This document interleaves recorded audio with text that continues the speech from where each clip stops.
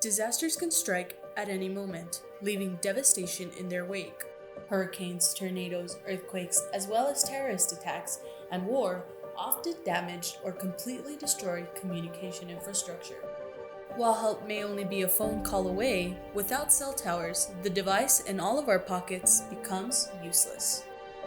That's where B.A.M.N comes in. The Balloon Actualized Mesh Network, or B.A.M.N, is a communication system designed for disaster-reinforced buildings, such as public schools and libraries, as well as fire and police departments. B.A.M.N can easily be deployed after a disaster to ensure communication with first responders, family, and friends. Our system is housed in a waterproof container and has all the tools needed to deploy. B.A.M.N is inexpensive and low maintenance, operates for 14 days, is fast and easy to operate, and has a range of 5 to 20 miles. When disaster strikes, our system has the power to connect first responders with victims and the potential to save lives. Hello everyone, we are TF575 from New Mexico State University. My name is Richard Casares. I'm Victor Menento. I'm Olivia Bellion. I'm Patrick Menento. And I'm Eddie Kemp. And we are here to present to you the Balloon Actualized Mesh Network, otherwise known as B.A.M.N. We have decided to take on need statement number 3, which is addressing the issues with having a communication network after a disaster. When tackling this need statement, we knew that we had to abide by these 5 design requirements, which are: it had to be inexpensive and low maintenance, it had to operate within 5 to 10 days, which would be the amount of time that any rescuers would take to get to you. It would have to be fast and easily deployable. It had to have a long range so as many people could use it as possible. And it had to be durable and reliable because it has to survive the same disaster that you did. Some of the existing communication systems that we have today that can go down during a natural disaster are satellite internet such as Starlink, radio towers, cellular towers, internet infrastructure, landline telephone wires, as well as ham radio. Some of the existing emergency solutions that we have today are ham two-way radio, which requires specialized hardware to be able to tap into, car radios, which require a car that has gasoline or a charged battery to be able to use, satellite internet, which requires costly infrastructure on the ground to be able to connect to, as well as mobile ground cell towers, such as this one, a cell on wheels. But these are only valid if the roads are still functional. Some of the preliminary ideas that we had was a drone network, which would work a lot like the idea that we had selected. However, it would only work in intermittent periods. The other idea we had was rooftop stations, which also wouldn't work because we don't know what buildings would survive.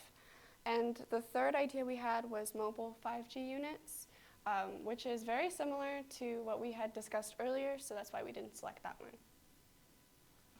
Our solution is to have an array of balloons deployed immediately after a disaster. These balloons will establish a cellular mesh network. With this established connection, we can contact our loved ones as well as emergency. Now let me explain a little bit about our mesh network.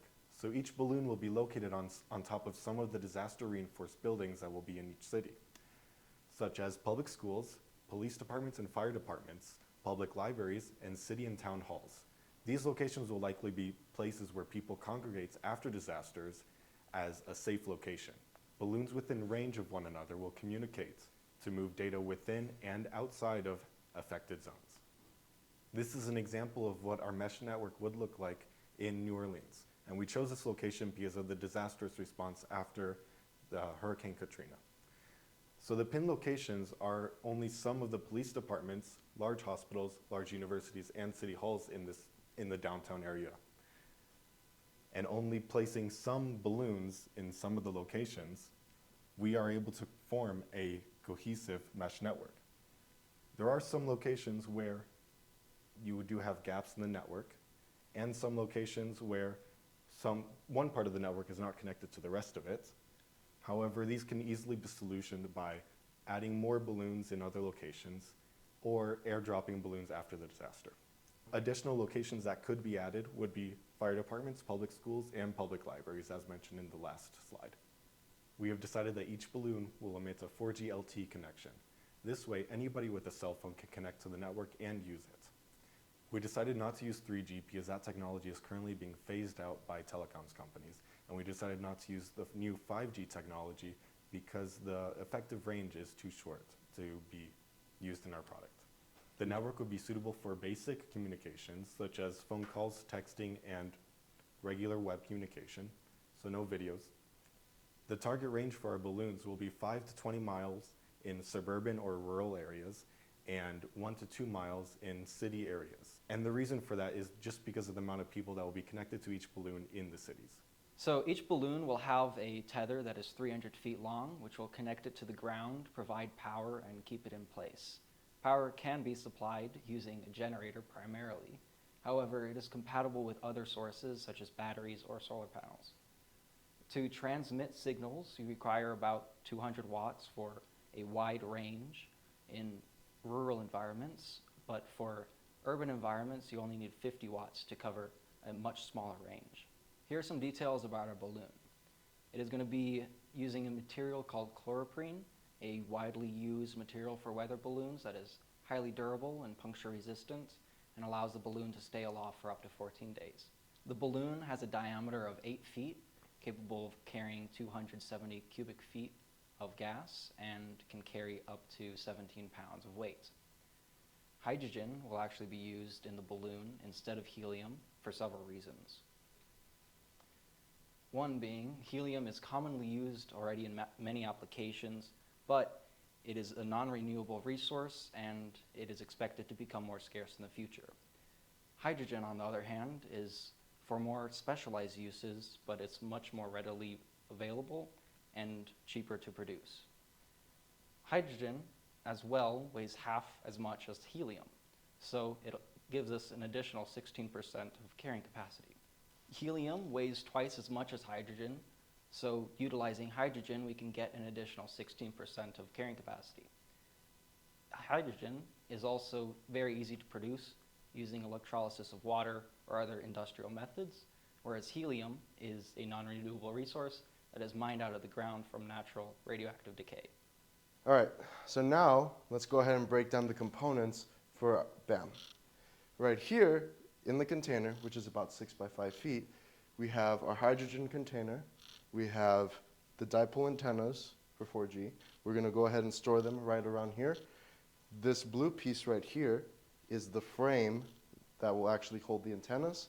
The green piece is going to be our transceiver, and this is the winch that will be tethering to the transceiver while in the air.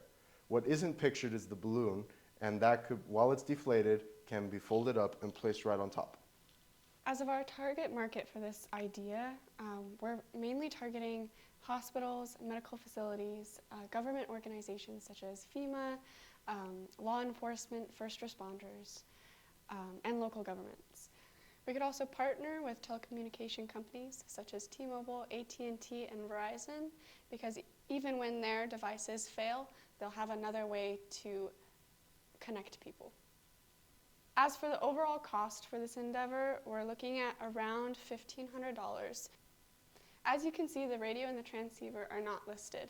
This is because these items are heavily controlled by the FCC. The most expensive of these purchases is the hydrogen tank.